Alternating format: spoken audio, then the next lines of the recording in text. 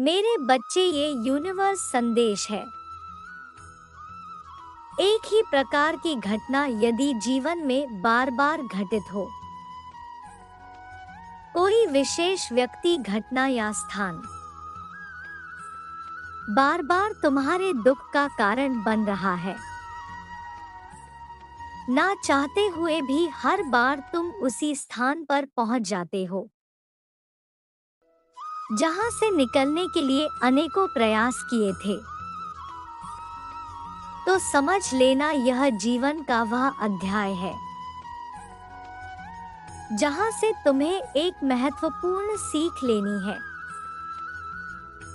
एक ऐसी सीख लेनी है जो तुम्हारी इस जीवन से जुड़ी हुई है, जिसके लिए तुमने जन्म लिया है, जिस भूल को तुम पूर्व जन्म से करते आ रहे हो। इसमें परिस्थिति, व्यक्ति या स्थान का कोई दोष नहीं है। अभी तो यह जानने की आवश्यकता है कि कौन सी सीख है जिसे मुझे स्वीकार करना है, जो मुझे आगे नहीं बढ़ने दे रही। मेरे बच्चे, प्रत्येक जीव का जन्म कुछ सीख ग्रहण करने और अपनी चेतना का विस्तार करने के लिए होता है। जब जीवन रुका हुआ महसूस हो और एक ही स्थिति बार बार उत्पन्न हो, तो परमात्मा हमें कहना चाहते हैं कि यहाँ कुछ सीख को ग्रहण करो। ऐसा करते ही तो आगे बढ़ जाओगे। मेरे प्रिय, मैं तुम्हें एक अत्यंत रहस्य की बात बताता हूँ, जिसे ध्यानपूर्वक सुनाने से तुम्हें स्वयं पर गर्व होगा। किसी भी देश की सेवा करने वाले सैनिक कैसे बनते हैं? सैनिक को किन परिस्थितियों से गुजारा जाता है? जब कोई व्यक्ति प्रण करता है उसे देश की सेवा करनी है, इस वक्त उसका हृदय पवित्र हो जाता है, किंतु उसकी इस भावना को मूल रूप देने के लिए उसे कठिन परिस्थितियों में डाला जाता है। अनेकों प्रकार से परीक्षाएं ली जाती है। शारीरिक, भावनात्मक और मानसिक रूप से पहले उसे तोड़ने का प्रयास किया जाता है। तत्पश्चात वह एक मजबूत, स्थिर और परिपक्व सैनिक के रूप में परिवर्तित होता है। यदि ऐसा ना किया जाए तो देश पर जान निछावर करने वाले सैनिक नहीं बनाए जा सकते। इसी प्रकार परमात्मा अपने दिव्य कार्य का संचालन करने के लिए एक दिव्य सेना तैयार करते हैं। उस सेना के सैनिक परमात्मा द्वारा दी गई अनेकों चुनौतियों को पार करके मानसिक, भावनात्मक और आध्यात्मिक रूप से परिपक्व हो जाते हैं, जिन्हें संसार की कोई भी विपत्ति तोड़ ना सके। यदि परमात्मा उनके समक्ष ऐसी चुनौतियां और समस्याएं ना उत्पन्न करे, तब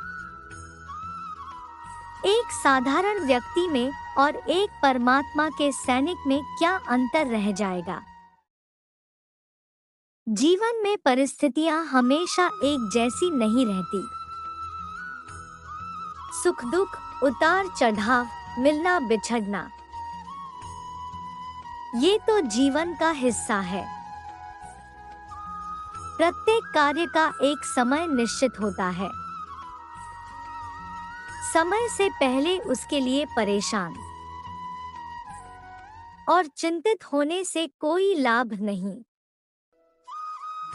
हाँ, हम उसके लिए योजना बना सकते हैं, समाधान ढूंढ सकते हैं, परंतु उसे अपने ऊपर इतना भी हावी ना होने दें कि अपने आज को ही जी ना सके। कभी भविष्य की चिंता, कभी अतीत की यादें, कभी वर्तमान का तनाव, इसी में उलझे रहते हैं और जीवन का वास्तविक आनंद नहीं ले पाते। हालांकि ऐसा होना स्वाभाविक है, पर यही जीवन की वास्तविकता है।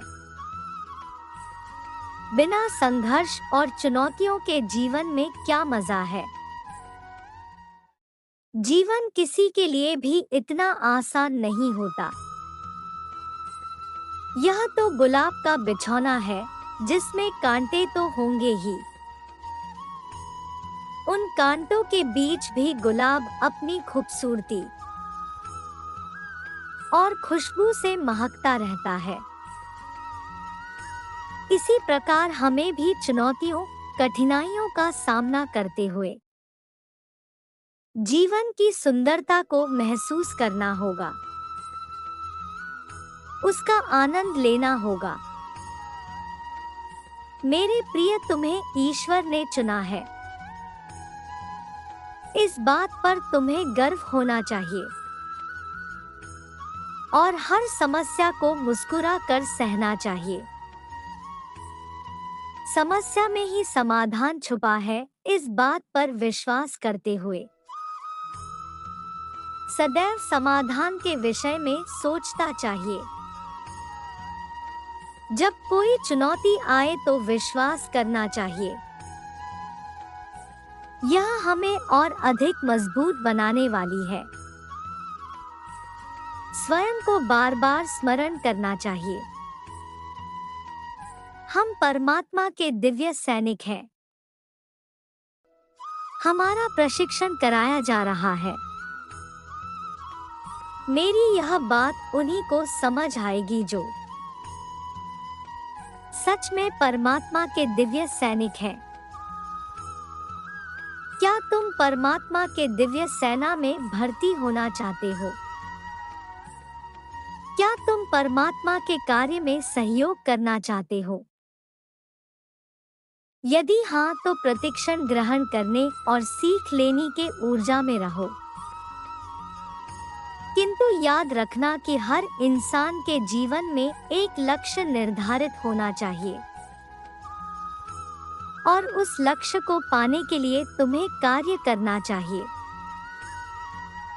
जिस व्यक्ति के जीवन में कोई लक्ष्य नहीं होता, वह अपनी जिंदगी तो जीता है, लेकिन वह इसी राहगीर की तरह यहाँ वहाँ भटकता रहता है। दूसरी ओर जीवन में लक्ष्य होने से मनुष्य को मालूम होता है कि उसे किस दिशा की ओर जाना है। वास्तव में असली जीवन उसी का है जो परिस्थितियों को बदलने का साहस रखता है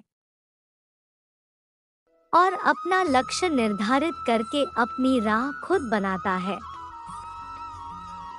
कुछ न करने से अच्छा है कुछ करना। जो कुछ करता है वही सफल होता है। हमारा लक्ष्य कुछ भी हो सकता है, क्योंकि हर इंसान अपनी क्षमताओं के अनुसार ही लक्ष्य तय करता है। सदैव स्मरण रखो, मैं तुम्हारे साथ हूँ। तुम्हारे साथ कुछ भी बुरा नहीं होगा। तुम्हारा कल्याण हो, खुश रहो मेरे बच्चे।